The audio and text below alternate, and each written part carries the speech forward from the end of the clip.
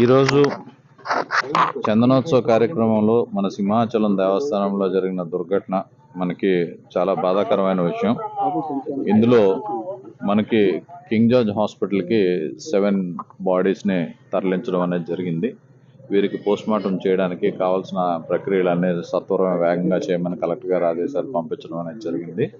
So ఇందులో మనం 7గురిలో 3 females 4 males ఉన్నారు. ఈ 3 ఫీమేల్స్ ఎవరు అనేది ఐడెంటిఫై చేయడం అనేది వాళ్ళ దగ్గర ఏ ఆధారాలు లేకపోవడం వల్ల మేము ఐడెంటిఫై చేయలేకపోయాం. కానీ బాడీస్ మాత్రం పోస్ట్మార్టం కానీ మార్చరీకి షిఫ్ట్ చేయడం అనేది జరిగింది. సో దీంట్లో ఒక మేల్ను కూడా మేము ఐడెంటిఫై చేయలేకపోయాం వాళ్ళ దగ్గర ఏ ఆధారాలు లేకపోవడం వల్ల. సో ఇందులో 3 అయితే డెఫినెట్గా మేము ఐడెంటిఫై చేసాం. వాళ్ళ దగ్గర ఐడెంటిఫై చేయడానికి ఆధార్ కార్డ్స్ ఉన్నాయి. సో దాన్ని బట్టి వాళ్ళ 3 పేర్లు మేము చెప్పడం అనేది జరుగుతుంది.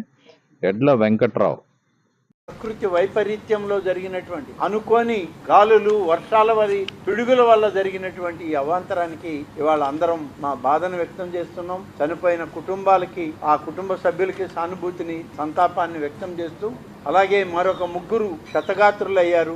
ఆ వాళ్ళకు కూడా పూర్తిగా ప్రభుత్వం అండగా తోడుగా ఉండి ఆ 3కి కూడా మంచి వైద్యం, మెరుగైన వైద్యం చేయించడానికి ఇప్పటికే ఆదేశాలు ఇచ్చాం. ముఖ్యమంత్రి గారి నిర్ణయం చనిపోయినటువంటి ప్రతి వ్యక్తికి 25 లక్షల లెక్కన ఎక్స్గ్రేషియా రాష్ట్ర ప్రభుత్వం నుంచి దేవాదాయ శాఖకి ఆదేశాలు ఇచ్చారు. చనిపోయినటువంటి వ్యక్తుల్ని ఆ కుటుంబాలకు తెచ్చి ఇవ్వలేము, కానీ కొంతైనా ఈ ప్రభుత్వం వాళ్ళకి తోడుగా ఉండాలి అని చెప్పి గౌరవ ముఖ్యమంత్రి గారు తీసుకున్న నిర్ణయం 25 లక్షల రూపాయలు చనిపోయిన వ్యక్తుల పేరిట ఆ కుటుంబానికి ఇవ్వాలని, గాయాల పాలై ఎవరైతే క్షతగాత్రులుగా ఆసుపత్రిలో వైద్యం చేయించుకుంటున్నారో మొత్తం వైద్యం ప్రభుత్వం దగ్గరుండి మెరుగైన వైద్యం చేయాలని, వారికి కూడా 3 లక్షల రూపాయలు